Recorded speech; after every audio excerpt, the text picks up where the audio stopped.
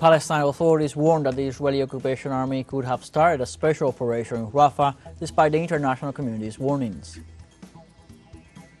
In Spain, Prime Minister Pedro Sanchez announced he would not step down amid a corruption investigation into his wife's affairs, averting the threat of political gridlock in Madrid.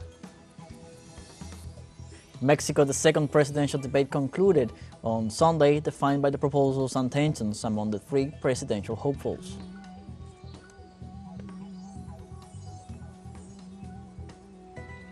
Hello, welcome from the South. I'm Luis Alberto Matos from the teleSUR studios in Havana, Cuba. We begin with the news.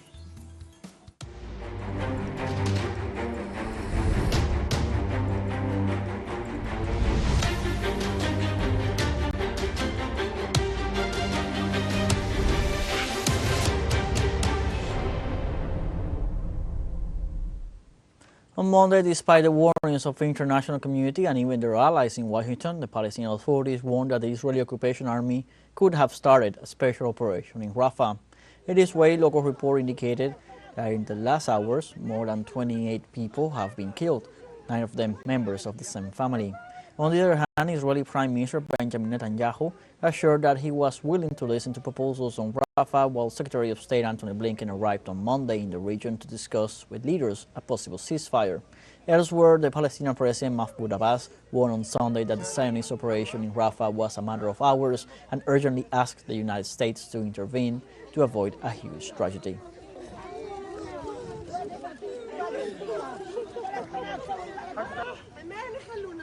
The Israeli media reports that senior government authorities are on alert to prevent the International Criminal Court from issuing an arrest warrant against Prime Minister Benjamin Netanyahu for starving several Palestinian citizens to death.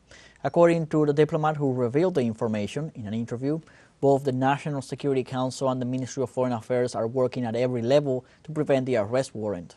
The order that could be issued against other Zionists is based on the complaint filed by the government of South Africa before the International Court of Justice. This UN tribunal only deals with disputes between states, but the court works, as its name indicates, in issues related to criminal matters in individuals, not in countries. In Tunisia, people gathered outside the U.S. Embassy in solidarity with Palestine. On Sunday, across the country, Tunisians took to the streets to demand the end of the Israeli aggression against the Gaza Strip and in rejection of the injustice and persecution to which Palestinian citizens are being subjected. As part of these support demonstrations at the Tunisian International Book Fair, political activists expelled the Italian ambassador for Europe's complicity in the genocide being committed by Israel. Protesters called on the international community to take action against the Israeli occupation and stop ongoing crimes against the Palestinian people.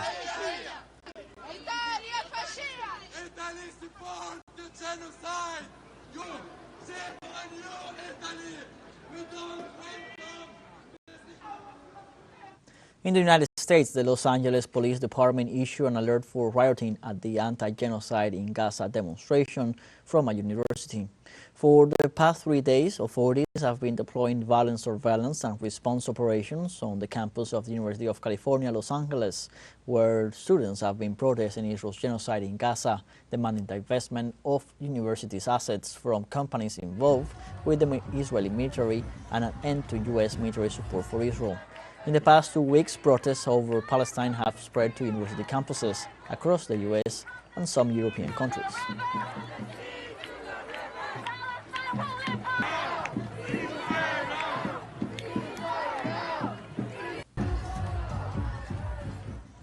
Meanwhile, student anti-war protesters at U.S. college campuses are digging in and vowing to keep their demonstrations going.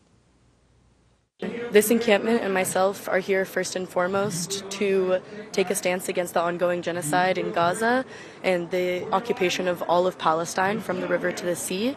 And I believe that it is our fundamental responsibility as U.S. students to take whatever tangible action is possible, and as students at an extremely prestigious university and universities across the globe, one of the most tangible actions we can take is to demand disclosure of investments and divestment from investments that are actively funding the Zionist regime and the genocide in Gaza. They really are prioritizing one another's safety, ensuring that all of their needs are met in terms of like health and security and protecting one another from doxing and all of those worries. On days like today when it's very hot, you just see students walking around with electrolytes and water and making sure everybody's hydrated. And then in the evening, once it starts to cool down, hand warmers, blankets, things of that nature. It's been just a really beautiful sight to see. Meanwhile, Gaza Strip residents showed their gratitude to students protesting in universities around the United States. Messages written on walls make visible the scope of encampment and demonstrations, a tangible proof of the gratitude from Palestinian refugee camps in Gaza to student movements that for days have been raising their voices on their behalf.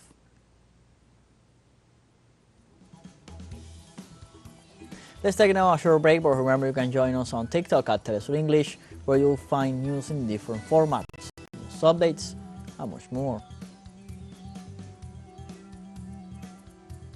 The story is coming up. Stay with us.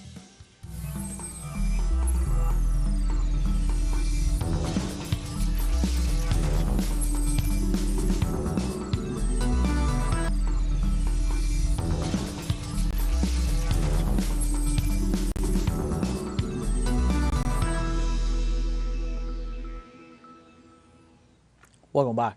In Spain, Prime Minister Pedro Sanchez announced that he will remain in charge of the executive after 5 days of recess.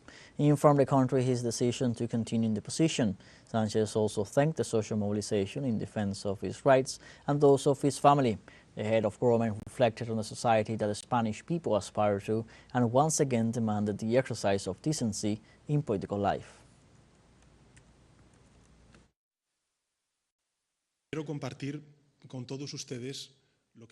I would like to share with all of you what I have finally decided.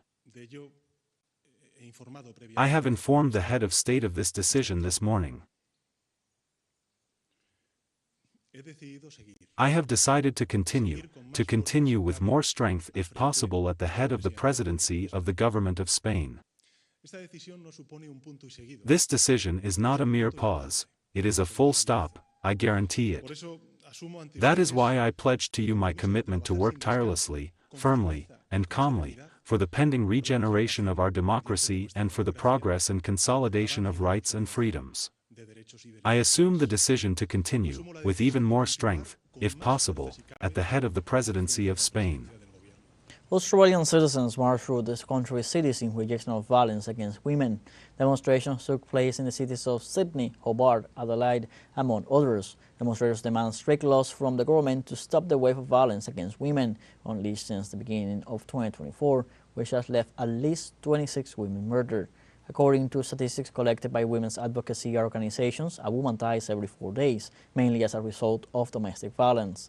The Australian authorities accompanied the demonstrations and warned that it is the time to change the culture and make the necessary adjustments to stop gender violence.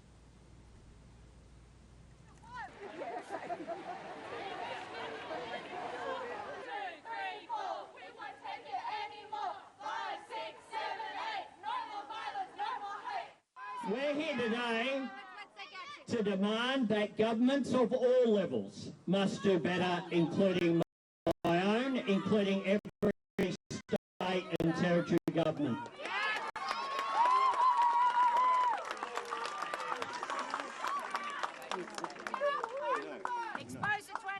We're here as well to say that society and Australia must do better. We need to change the culture, we need to change attitudes. We need to change the legal system. We need to change the approach by all governments. Because it's not enough to support victims. In the north of Africa, the newly created Joint Force of the Sahel Alliance of States, comprising Burkina Faso, Mali and Niger, has neutralized one of the most lethal terrorists in the area. Abu Huzaifa Elias Hugo is responsible for several terrorist attacks in different countries in the region. The alliance serves the tri-border region plagued in recent years by the activity of several terrorist organizations and cells. The governments of the three African countries have dispensed with French and U.S. military assistance, claiming that in addition to being highly ineffective in the fight against extremism, they are a sign of colonialism. On Monday, African heads of state meet in Nairobi for the International Development Association Summit, where federal lending and repayment structure to African countries top the agenda.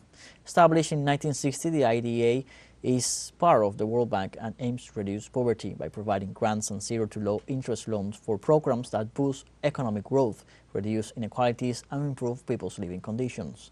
Last year alone, the International Development Association disbursed $18 billion to African countries. The IDA has projects across 75 countries, with 39 being African states. IDA stands out for its rapid and decisive action during crisis, distinguishing itself from other funding sources. Its demand-driven programs, combined with concessional loans of 40 to 50 years, empower borrowing nations to pursue sustainable long-term development strategies. And this is what we have been asking for: long-term, concessionary. We now want to discuss in this meeting scale.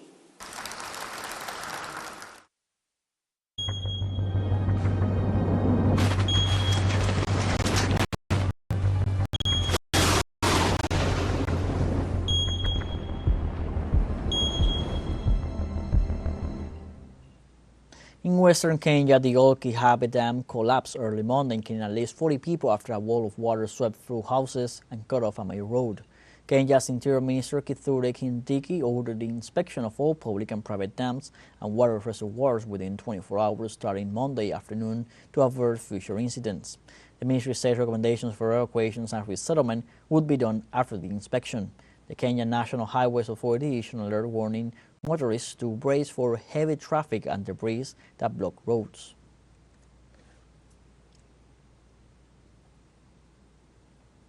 Also, Kenyan government spokesman Isaac Nwara said in a statement that 103 people have died due to flooding across the country.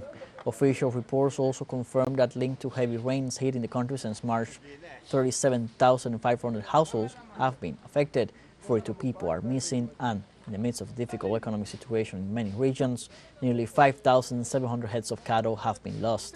It is worth noting that Kenya, along with other nations like Tanzania, has been hit for weeks by torrential rains as a result of the weather phenomenon known as El Niño.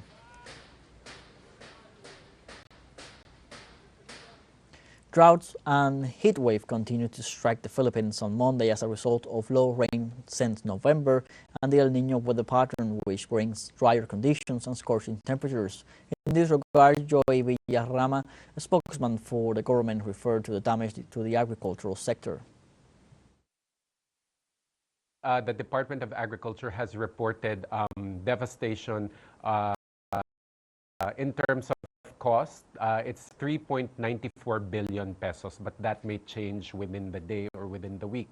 That's equivalent to about 66,000 hectares of affected land. It's very difficult because it's unpredictable. As I mentioned, as I used the example of temperature, you can't find a solution to that. Obviously, if a surface water source, if a dam dries up, you can create artificial rain, but that will not be sufficient to bring back the level of water in the surface water and the dam to sufficient levels. So that's a great challenge. That's why we're hoping that El Niño continues to weaken, to dissipate, and hopefully by the end of May, we as a country can say, and we can come out of this and say that we weathered the worst of El Niño. We have a short break coming up, but before we invite you to join our WhatsApp community for our English-speaking audience, you can scan the QR code on screen to join directly and share the link to reach more people. Constant news coverage of Latin America and the Caribbean as well as the rest of the world. Stay connected and informed with teleSUR. Short break, don't go away.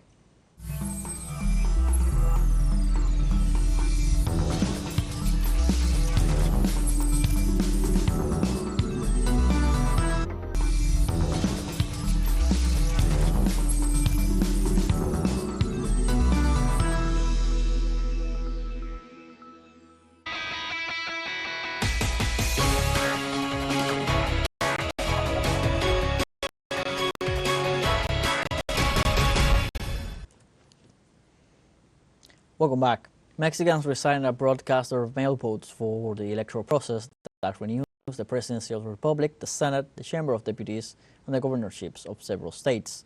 The National Electoral Institute sent the boxes on April 23rd for 20,964 voters. The largest number of votes is expected from the United States, with 137,938 voters. According to the Electoral Institute, 208,352 Mexicans residing abroad registered for these elections.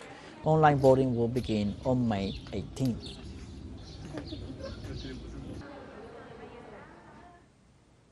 Mexico is experiencing an eventful electoral prelude, considered one of the most important in its history. Millions of citizens watched the second debate of the three presidential hopefuls.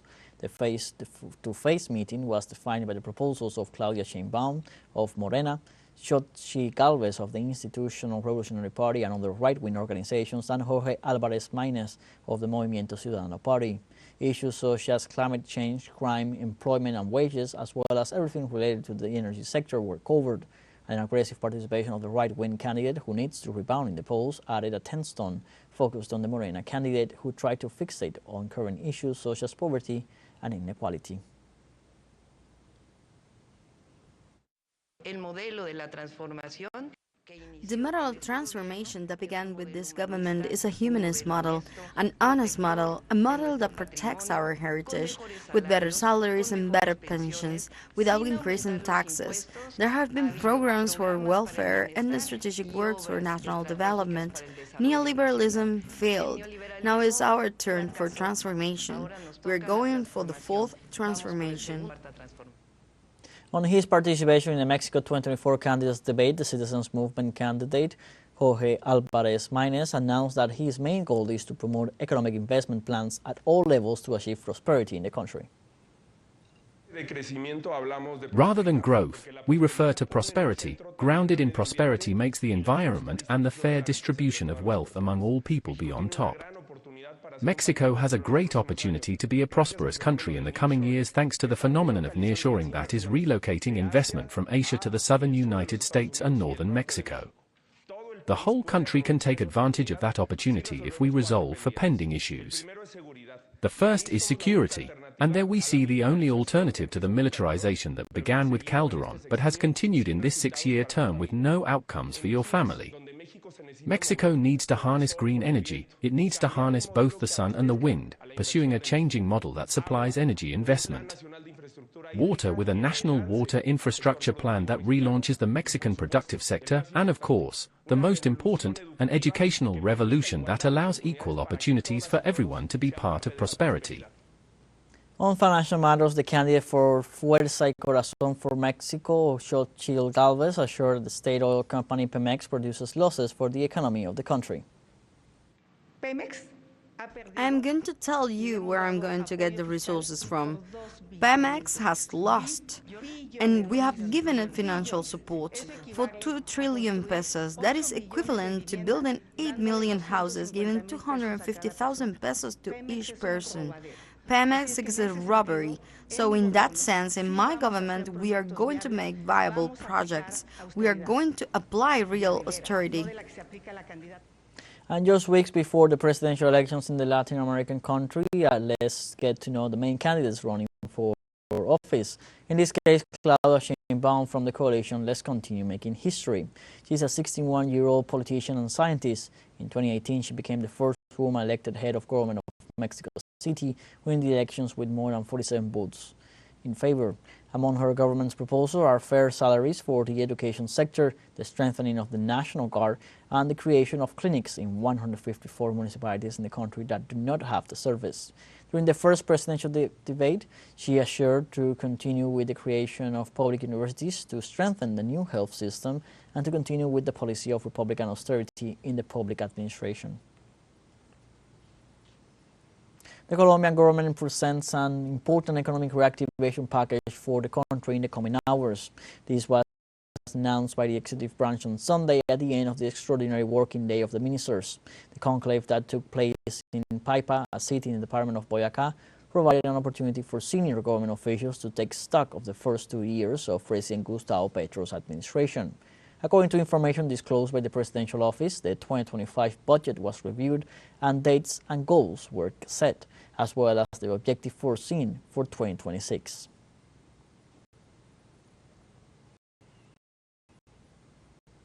And moving to sports, Argentine marathon runner Diana Ocampo made it to the Paris 2024 Olympic Games after her performance in Hamburg. The Argentine athlete showed a great performance in the 42K of Hamburg, finishing in the 7th position with a time of 2 hours, 24 minutes and 26 seconds less than the minimum mark required by World Athletics.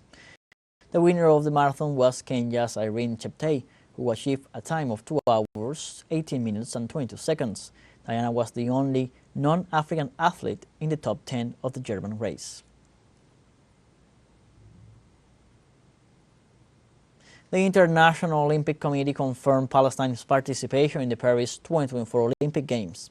The president of the Olympic Committee, Thomas Bach, assured that Palestinian athletes will take part in the Olympics either by their own merits or by invitation. Bach estimates that it will be between 6 and 8 competitors from that nation. The system of Olympic invitations is not reserved for the Palestinians, but for any national Olympic committee that does not manage to qualify athletes in virtue of the Olympic universality to bring together all nations beyond the sporting elite.